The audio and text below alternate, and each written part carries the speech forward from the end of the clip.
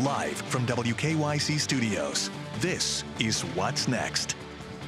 It was a tragic and sad day, nonetheless, and truly shows the massive gun problem we have, not just in Cleveland, not just in Ohio, but across this nation. A mass shooting here in Cleveland capped off a violent night across Northeast Ohio. In just a 24-hour period, a total of 16 people were shot. Good evening. Thanks for joining us. I'm Neil Fisher. Lena has the evening off. We've been following this developing story since it took place early this morning, and tonight there's an all-out manhunt for the shooter. Lydia Sparrow joins us live in the newsroom with details. Lydia. Well, police now have released very few details because they just don't know who opened fire on 9 people. About 2:30 a.m., shots were fired at the corner of West 6th and Johnson Court. I have a code 1 shots fired at 1249. Shots fired as a crowd of people were leaving a bar at the Warehouse District. We have 2 victims of GSWs and 3 more victims. And then, And we're up to 7 shots.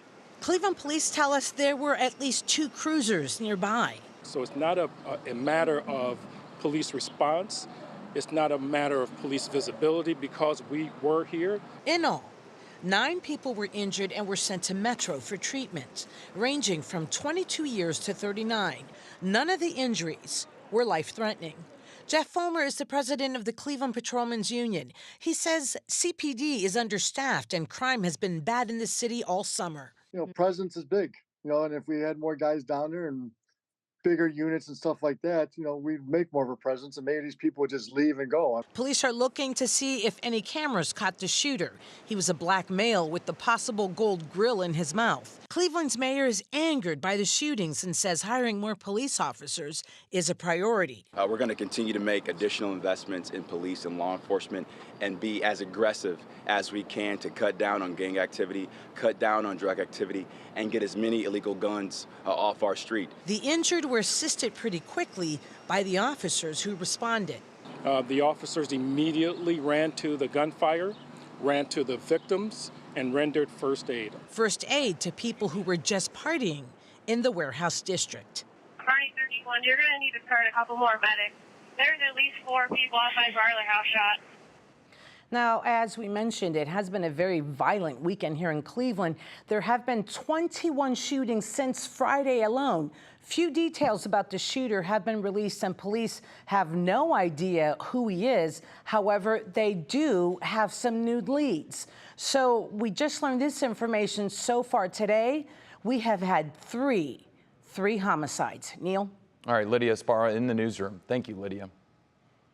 Cleveland Mayor Justin Bibb released a statement today addressing the shootings, saying in part, quote, "My administration has been doing everything we possibly can to address crime in the city through a holistic all-of-government approach that includes investing in technology, our police officers, and through numerous violence prevention and intervention efforts to address the root causes of crime," end quote.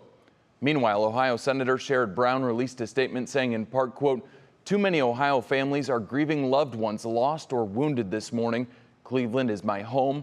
This gun violence in our community is devastating."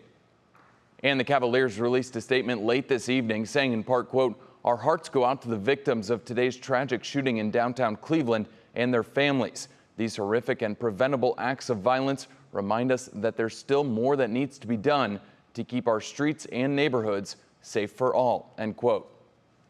And here in Cleveland this weekend, violence did not stop. 5 additional people were shot Friday, including 1 person who died.